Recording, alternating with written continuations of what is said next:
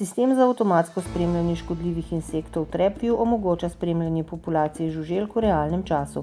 Gre za orodje, s pomočjo katerega uporabniki na enostaven način dobijo podatek o tem, kje in kdaj je potrebno zatiranje škodljivcev.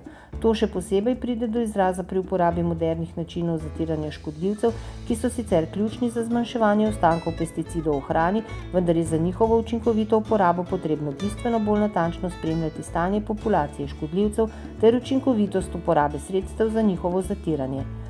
Poleg kmetijstva se TrapView uporablja tudi v gostinstvu ter v živilski industriji, predvsem pri skladiščenju živil. Sistem je kombinacija pasti procesiranja, ki se izvaja na strežnikih ter spletne oziroma mobilne aplikacije, preko katere uporabnik lahko spremlja stanje populacije škodljivcev.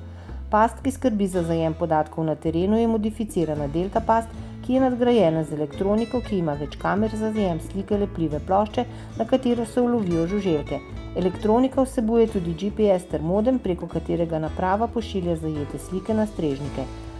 Na strežniškem sistemu se slike obdelajo s pomočjo naprednih algoritmov za prepoznavo slik in se avtomatsko identificirajo s škodljivci. Aplikacija, preko katere uporabniki dostopajo do podatkov, omogoča, da imajo vsi pomembni deležniki vedno in povsod vpogled v stanje na terenu. To omogoča hitro in učinkovito sprejemanje odločitev povezanih z zatiranjem škodljivcev.